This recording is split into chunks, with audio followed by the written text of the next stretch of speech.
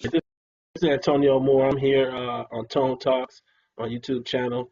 I'm here with Jared Page, a professional NFL player, of course, also a UCLA Bruin, just like myself.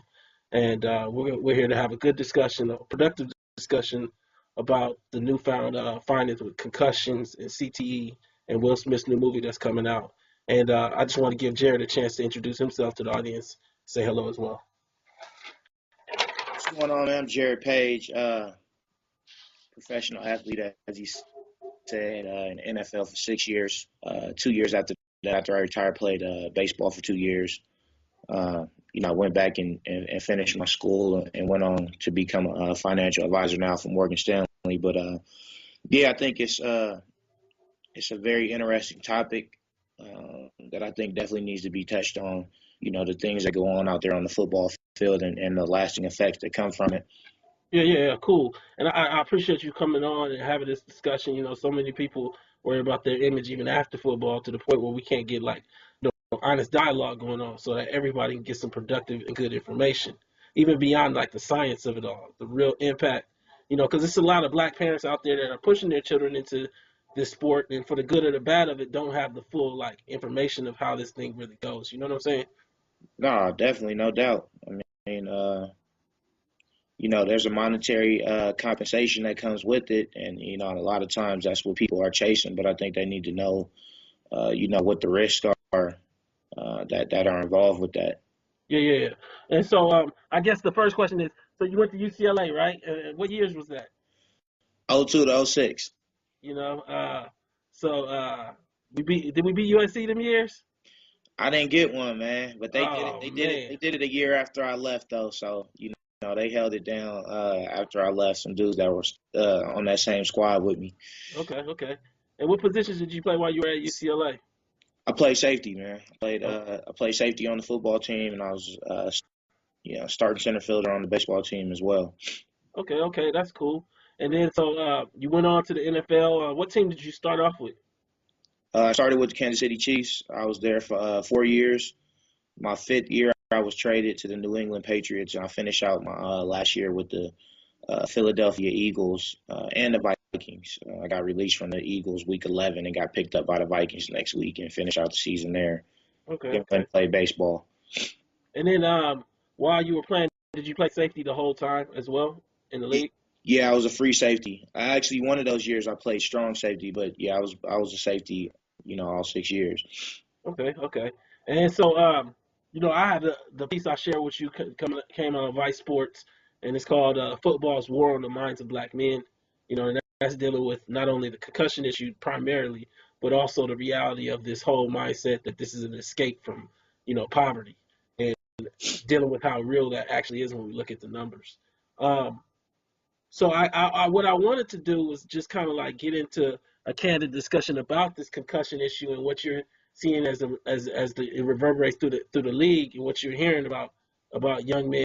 Are they showing some kind of, and I don't want to call it being scared because I think it goes so much deeper than that, but some sort of fear about how their life might look after football or even during football as you're talking to close friends, associates, people of the sort.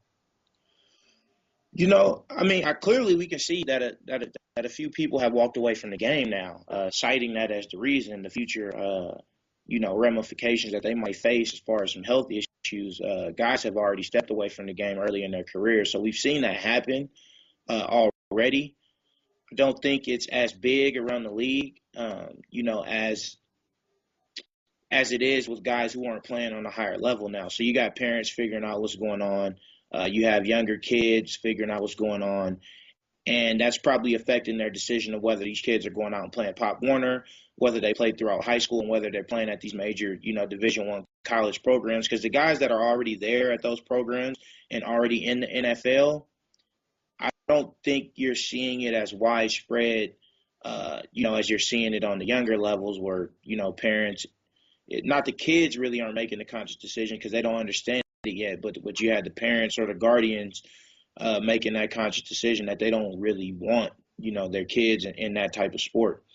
And what's interesting about that dynamic that you bring up right now is, Bennett Amalu is the doctor that exposed this, and There's accusations the NFL has known about this for a long while before he even came out. And, he comes out with the Times article this past Tuesday saying that he believes over 90% of NFL players, active NFL players, have some form of CTE while they're playing today. And he also said that he never investigated one brain that didn't have CTE from the NFL player after post-mortem. So I guess, being candid with you, does that bring any personal fear that you yourself might have that issue as well as you go forward? I mean, it always scares you a little bit to hear about it. I mean, you just have to think back about your play style. Certain dudes have different play styles, and I was a big safety, but I was more about I wanted to intercept the ball. Uh, I was conscious about those hits to my head. You know what I mean? I dished out some punishment, for sure, definitely when I was playing. But if it's a choice between that or getting to the ball, I'd rather get the ball. I'm not really the guy that wants to go. I don't want to make 100 tackles. I didn't want to make 100 tackles when I was playing. Um, and there's guys that are definitely conscious of the fact that what all of those collisions, can mean to you later. And they play with a different style. And then there's guys that you see really could, they throw caution to the wind and they really don't care, and they'll run into anybody. And it is a little scary to wonder, what's going to happen, you know, uh, later on down the road, as a result of that.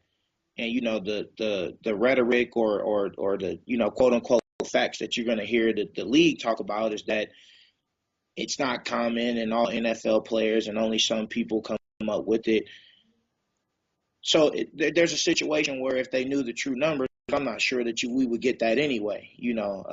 This is it's $1 billion industry, and I'm not sure we would get the actual facts from the league in the first place on an issue like this, because it's really something that, like I said, the energy for kids playing this sport is definitely dropping. The guys that are already in it, that are already making money, I think they're still going to stay. I don't think, they're going to lose. They lost a couple now already this year, but I don't think, it's going to affect them on that level. But the Pop Warner kids, the high schoolers, I think we're going to start seeing an effect. And I think the NFL is definitely going to want to avoid something like that. So now I have like three different kind of questions I want to ask you. Let me start with the first one. So do you find yourself, I mean, knowing this stuff now, and it's just coming out. I don't know how much you know about it. It's just coming out for the general public to understand CTE and how it creates this mass that makes you have aggression issues, deals with your ability to control like certain behavior. So do you ever find yourself like having a short temper and wondering, is this really me, or is this like a possible issue I might have? I haven't. I started playing. I don't know if it's that I haven't played the game as long as a lot of other guys. I didn't start playing football until high school. Um, so I definitely missed out on a lot of those hits, from some of those Pop Warner years that, a lot of guys took. But I started playing Pop Warner in the ninth grade, so, because I wasn't old enough to play varsity for the high school, and I'd rather play, for the Pop Warner team. A lot of friends still playing. So that's when I started playing football. Um, I mean, my temper hasn't really changed. I kind of had, I had a short fuse at times when I was younger. And I actually think I've gotten better with it, rather than worse. But like I said, you got people with all different types of play styles. I only had, while I was playing, honestly, two times where I remember I had a concussion, to where I made a hit twice, and I got up from that hit and was like, man, you know what I mean? And I played the rest of the game. I did. I didn't come out. I didn't say anything. But I know guys that, man, that number's easily in the double digits for a lot of guys. You know what I mean? And what's interesting is Will Smith did an interview yesterday for ESPN. I was watching it, and what he said, it was a powerful question they asked. They said, so what's the difference in playing Ali and playing Ali the boxer and playing Bennett Amalu, and the difference in the sports of basketball and football? I mean football and boxing. And what he actually said was, with boxing, when you get a concussion, the fight's over. But with football, you get a concussion and then you're still in the game 5-7 minutes later, and the subconcussive blows actually can lead to these other issues. Um, you know, I thought that was really interesting. You know what I'm saying? Yeah, I mean, I definitely think there's not as much time to quote unquote fake it in boxing, because that dude's on your head right now, and he can see it when it happens, and he's gonna go in for the kill. And when someone's in that state, I don't think they can't really defend themselves, so that fight's gonna get called. Cool. But you make a hit in the play in an NFL game, uh, whether the other team's running hurry up or not, you get a couple seconds to kind of regroup, where they're not just coming after you, where they don't really know yet, unless you get up wobbling and doing things like that. They don't know that a person's in that state, and no one's really attacking you to finish you off at that point. So you get a little chance to regroup. And yeah, I mean, there's no question about it, whether anybody has seen any research or not. You have to understand. I think the average guy playing understands what a concussion is. Before this stuff started to come out, they understand that it's a brain injury. Your brain is taking trauma from banging against the side of your skull, and you can't think anything good is gonna come from that. Staying in the football game after you play, but again, it's out there. The things that you're saying to yourself and to your teammates before you go out there on that field is that it's a war. Each and every guy knows that there's a possibility you can die out there at any moment. You know what I mean? It's a real deal physical game where you're putting your health, you're putting your life on the line. We've seen guys, get paralyzed and things of that nature. We've seen high schoolers die. And so you're putting that on the line, and it's that warlike mentality that gets guys to push through things like that when they shouldn't. You know what I mean? And that's why I titled my piece "Football's War on the Minds of Black Men" for Vice. It's this interesting dynamic that we need to use our bodies to make money, because our minds in and of themselves can't produce enough value, or they don't have enough value in and of themselves outside of our bodies. What I wanted to ask you, even looking even more specifically at positions, when we look at the NFL, there's 1,700 players. 1,700 players, almost 1,200 of them are black men. About 10 are Asians, 20 are Asians, another 25, 30 are Latino, and then like 400 are white men. But 30% of the white men play like lower collision positions, kicker, punter, and quarterback. And so what I wanted to ask you is, why do you think that's the case? And even when our black men do play quarterback, it becomes a collision position. Like when we look at Cam Newton, he's almost similar to a running back, and he doesn't get the same flags that, say, Aaron Rodgers gets, even inside the pocket. And I guess I wanted to get your opinion on why that's the case, why we pick the highest collision positions and choose that for our profession, our craft. Well, I mean, I think a lot of it has to do with physical ability, and I don't say that to say that the white players, the Asian players, or Latino players are lacking in that area. I mean, we see Christian McCaffrey at Stanford right now, who I thought should have won the Heisman, and that's a white dude right there. But I mean, it goes back. It's very deep. I mean, we have to remember the history of the country and the fact that people were bred, to do certain things over in this country. And it's no surprise that guys are out there, showing that type of athleticism and that type of strength to play those positions. But I think it's an even deeper issue when you start talking about quarterbacks, and it's what you already spoke to. It's not the lack of our minds to produce value. Our minds produce value all over the world. It's about the value is only as good as the demand for it. They don't want the value from a lot of the black minds in the world, and they undervalue it, and that happens a lot at the quarterback position. You always see them talking about, what else can a guy do? What else can a guy do besides play quarterback, when the guy's proven he can play quarterback? Why does the guy need to move to receiver? I mean, why does the guy need to go to defense and play defensive back? Why does he need to move to running back? There's this idea that, the black players are capable of playing quarterback from the start, and they really have to overachieve to prove it to people that they can play the position. And I mean, a situation is at quarterback when you say, a guy like Cam Newton and stuff, when you have the ability to do that, I mean, you're going to utilize that at the quarterback position. Just being a football player, the guy that's hardest to defend is the quarterback. You don't have a defender that's on the quarterback. It makes you change your whole scheme when the quarterback can move. So whether that guy be, Cam Newton, Robert Griffin, Kaepernick, or Andrew Luck, who will also get out there and run on you, who's, he's not a black guy, but he has the ability to do that. They want to utilize that, at that level to run around and make plays. I think the bigger issue than that, I mean, mobile quarterbacks, they're going to want you to run and make plays when you can. I mean, that's just because the defense can't really defend it. But I think the bigger issue is why don't, more blacks, more African Americans get a chance to play the position. And I think it's because, they're undervalued, mentally. And they're already given this kind of, almost this aspect of what we see going on kind of with the justice system today is that, a black man, it's almost like you're guilty until you're proven innocent. It's like they're guilty of not being able to handle the position of quarterback until they prove it, until they overachieve, and someone says, "Okay, I'm gonna give them that stamp of validation." And that's what's so interesting about this whole dynamic of 1,200 black men playing in the NFL.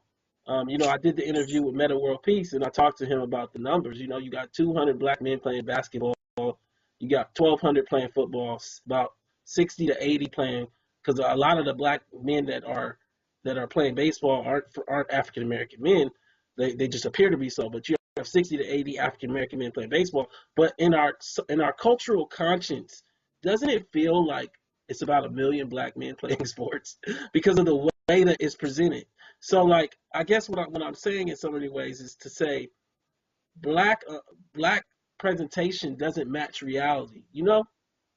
Right. I mean, I had a chance. You allowed me to hear over your piece that you wrote, and I thought that it's one thing that I've always thought that was interesting that you included on there was that it's very barbaric, man. Just in the presentation of it, in the presentation of, I think you get the real feel for it as an athlete when you go to something like the combine, right? And you're sitting in front of these, these rich owners, these coaches, and everybody sitting out there in the stands.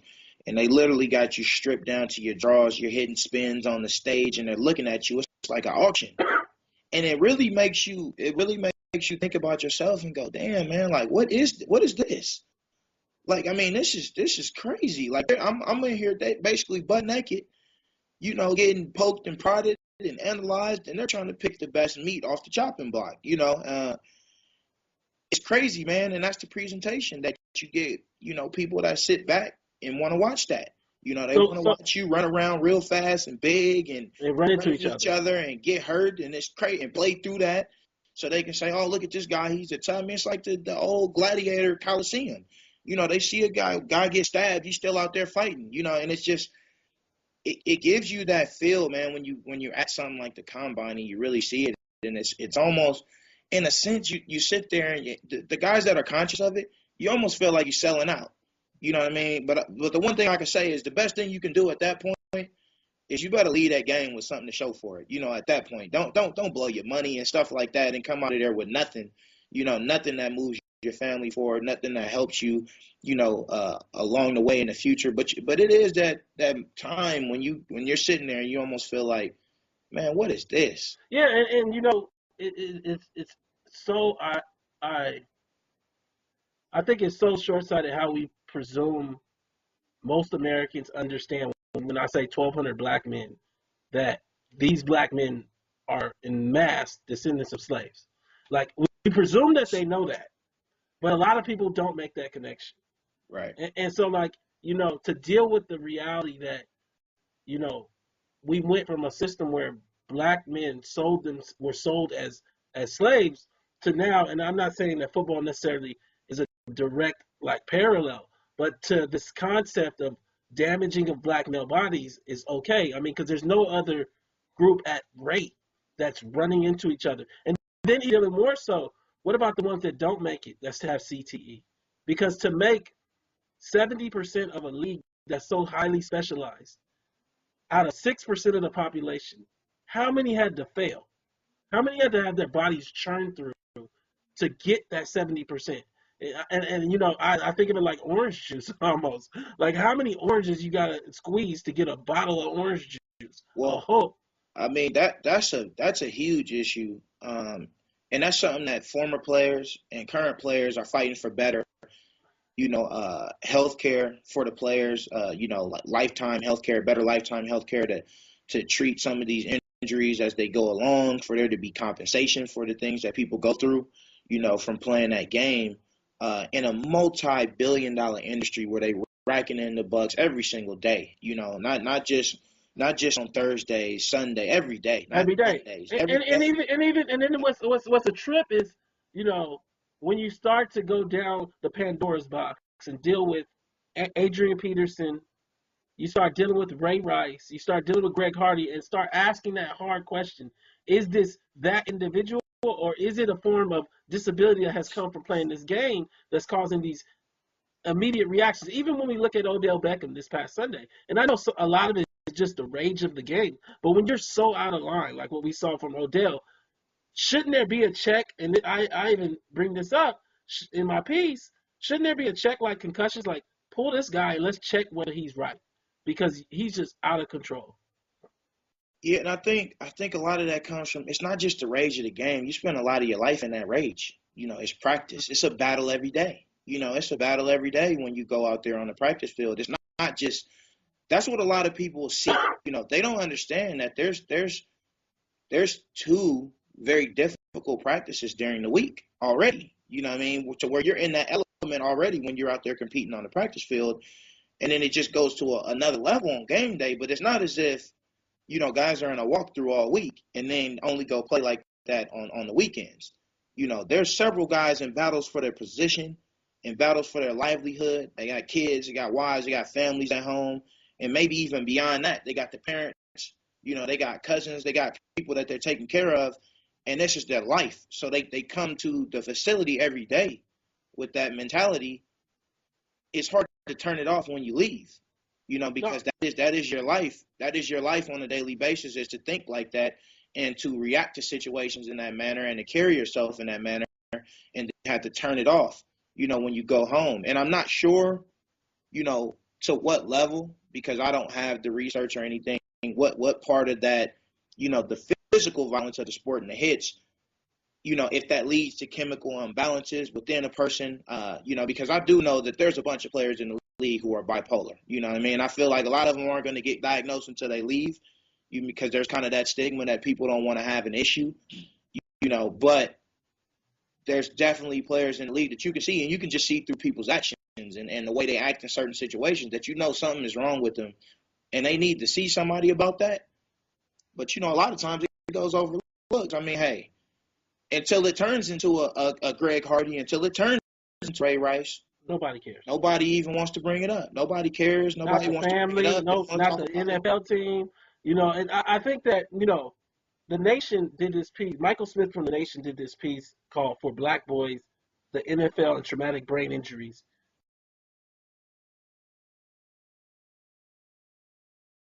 Can be this section that goes right to the heart of what you said. And what he said is, as particularly the black ones, are chastised in the media for their lavish lifestyles. An NFL contract is the economic hope of many poor black youth and their families. There may only be little more than 1,700 African American men with deals, but that is still 1,700 six, seven, and eight-figure deals that families and friends of the players are relying on for their economic security. For all the expensive cars and frivolous clubbing, these guys are also propping up immediate and extended family on their salaries. As the checks get bigger, it's not surprising the number of kids playing at early ages increases. For too many, this football is their answer to debilitating poverty.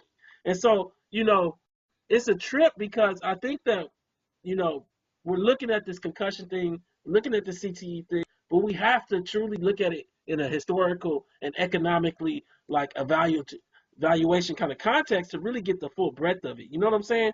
Because right now we looking at the science, as though, and I know it's some white players that play, and I know it's a few other people that play, but until we deal with why is it that so many black men are playing this very dangerous game, I don't think we're gonna get to the solution. Well, yeah, I mean, and it goes back to what we talked about earlier, in that the minds of the black youth are undervalued, and they're not only are they undervalued, they're just not wanted. Don't get the same love. Now we both happen to get degrees from go to UCLA, but that young black mind is not wanted at a lot of the universities. Of that, of those standards. They don't come after the black kids. They don't get into those schools. The education system isn't set up in a manner in which they're prepared to do the certain test, that the standardized test that they want you to take to get in there. Although there is, an abundance of knowledge within that mind, and just a high level of aptitude in those minds to where they can pick up on things very quickly, and they have great intuition and great instincts and can learn easily. They're just simply not taught some of the things that they want them to know on the standardized test. It doesn't mean that if they're at that university that they can't perform higher than other kids, because they can. And then, but then even I think it's a trip because, like, we get into this dynamic of, like, you don't get paid until you get to the NFL, but you rack up the injuries all the way through. Now I can understand Pop Warner because nobody eating. I can understand high school because nobody eating. But when you get to the university level and there's a lot of bread being made, and they tell you you're getting paid with a scholarship, the interesting dynamic is how many of these players don't even get to really use the scholarship because they tell you what to major in. They tell you pick between these majors. So then it's effectively giving you like food stamps, how you can't use food stamps on liquor, or you can't use, it's like giving you a scholarship, but then that's how you got paid, on a scholarship. But then you can't use it how you want to. A lot of times they're being funneled into one of four majors, sociology, very simple majors, so they can stay eligible because they can't do enough hours to do the science classes and things of the sort. So it's like you can't get paid till you get to the NFL, and by then your body a lot of times is broken down. You know what I'm saying? Right. I mean, UCLA was definitely one of those schools that didn't do that. Allow you to choose your own major, and then again, you still have a lot of guys that choose some of those majors. But guys majoring in math. That's what I came in to do. I ended up finishing with political science as my major, but you had a chance to choose there. But again, a scholarship check, man, it's more money than a lot of us have seen growing up. I finally had, four figures in my bank account, at one time. I had never seen anything like that before. But, the school will lead you to believe that they're dishing out money for that. I mean, the simple fact is all they're doing is allowing a few more kids to go to the school, without taking a tuition. So, yeah, the opportunity cost, they're losing a little opportunity cost, but they can let some other students into the school to cover that.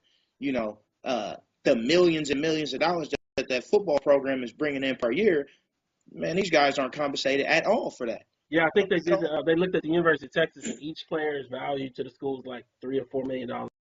They looked at Louisville's basketball team, and each basketball player was like valued at like $12 million. But I mean, it's a trip to me because like to be given a scholarship and then be what you have to major in is like food stamps in a way to me. It's like giving you a coupon or something that it's like if you're gonna pay me in something as like a scholarship, which is the whole idea that I can get an education. The idea would be at least I can pick my education. Yeah, and I definitely wouldn't want to be, at a university that's trying to steer me into something. I mean, cause that's crazy, man. You don't even have the opportunity to choose what you want to do with your future. That's how they pay you. Exactly. That's how they pay you. And so, that's crazy, man. Let me ask you, what have you heard about CTE and what it actually is, like from your understanding? Not asking you as an expert or anything, just. Yeah, no, just that it's a brain injury that develops from numerous blows to the head, in that all the people that end up with CTE have suffered some type of traumatic injuries to their brains. That it just doesn't manifest itself in a brain that hasn't been through that trauma. So the gateway to getting there is to have all that trauma to your head, which in football, boxing, things like that, uh, is going to happen quite frequently, and that is the gateway to lead to CTE, and people that aren't, exposed to that type of, traumatic injury to their brain, they haven't opened that gateway to this disease. So now let me ask you the hard question. You said you had a different playing style, but Dr. Bennett Amalu, who's a recognized expert now, is saying that over 90% of NFL players have some degree of CTE. So let's say that you're in year 2, year 3 of that $50 million deal. And to really get that money, you got to go through years 3 and 4. Let me ask you, if you find out from having your body checked out, having your head checked out that you have CTE, you yourself, do you continue playing football? No, I'm done. I would be done. And I say, and there's a lot of people out there that would hear that and say, yeah, right, and all that. But no, man, I think the most important thing is, man, you gotta be happy with your life. You gotta be happy with who you are. You gotta have an identity of who you are, and you gotta have the identity of who the people around you are and what your life is, and do you enjoy your life, right? Too many guys don't, man. Too many guys ain't happy with themselves. Too many guys feel their life is inadequate. They don't have the right people around them, and that money that they're chasing is their identity. That money, they think that money is gonna make everything better, and it's not, man. You either happy or you're not happy. I retire easily if I knew I was out there killing myself, and they told me that I already was showing signs of that. I'm done, man. Because what is that money worth? I love my life. You know what I mean? I got a wife, I got 2 kids. I'm happy. Like, I'll forego that so that I can be here longer with them. You know what I mean? So that I can continue to enjoy my life. That money and what it's going to do to your body, you got to be more than money. And I tell guys in the business that I'm in now, I'm helping these guys financially, but my number one thing to them is be bigger than your money. Like, don't let your money's not your identity. Now, you're going to use your money, to have power and influence in certain situations, but that is not your identity. You got to stand on something. You got to set the values that you stand for. You know what I mean? You have an ideology that you stand for, and that's you. You know what I mean? So if you're happy with that, you'll be able to walk away from the game if you realize there's some health ramifications that are already affecting you. You can do that. When you're unhappy and you don't really know who you are, no money in the world is enough. So you're gonna keep trying, no matter whether it puts you at risk or not. You're gonna keep going for it. Now, I just think we gotta have more dudes that are happy, man, that are happy with who they are. But see, as we come to the end, that's the interesting dichotomy of making black men believe that their bodies are disposable. Is when you think your body is disposable, is your goal ever to be happy? Is that what you set out for? When you start playing football, is the goal, at the end of this, I want to be happy? And so I don't think so. I don't think so, because you start off saying my body is disposable. Being happy and your body being disposable don't necessarily correlate. Well, I think that your goal is to be happy, but I don't think they understand what happiness is, because a lot of us grow up poor. We grow up in the inner city, but the thing is, we equate happiness with money too often, in the black community. And so getting that money, they figure that's happiness, but it's not, man. It's like a lot of people that you talk to grew up in bad situations, but were they happy? Yeah, they actually were happy though. Like, they were cool. They liked the people they were around. Life was okay. They made it. You know what I mean? It wasn't too much. But they chase money because a lot of our community feels that money is the route to happiness, and it's not. You know what I mean? I could say that. I can be a person that can speak on that, because I've been around, several millionaires, playing this game, and a lot of guys aren't happy, man. It's a lot of multi-millionaires out there that aren't happy, and money is not the answer. When you're happy and everything is great, yeah, money makes life easier. I never said that. You can be unhappy and money still makes your life easier, as far as being able to get the things you need, the house you need, the food you need, the clothes on your back, things like that. It makes it easier, but it doesn't bring you happiness. You got to do that from within. And I think a I think a lot of guys, their goal is to be happy, but they think that the happiness comes with the money, and it doesn't. It doesn't. So now, let me ask you just a last quick question. So you gonna check out that movie this weekend? Just get some information. I heard they're screening it. They screened it for Darrell Revis and a couple of other people through the union, and people are walking away feeling it's very informative. I'm definitely gonna watch it. I mean, there's no question. I think if you're a guy that's played this game, even if you're just a fan that watches this game, it's important that you go out and see what's going on. You know what I mean? I think definitely important, more important for the players and the guys that are playing this game to understand what's going on. But it's also important for these fans to go out and see that, to see I mean, because you get a lot of, man, when you read these message boards and the stuff that they say to guys when you're playing, and I was a player, and the stuff that people say to you and try to, take these hits on you for, injuries or whatnot, or how you playing, man, they don't know what guys are going through, man. They never been through anything close to that. You know what I mean? And if you think just because you grew up struggling and all that you've been through, you ain't been through that. You know what I mean? I've been through that too. But you haven't been through the rigors that it takes to be an NFL player, you know what I mean, and play at a top level and what your body goes through on a daily basis. They don't see that side.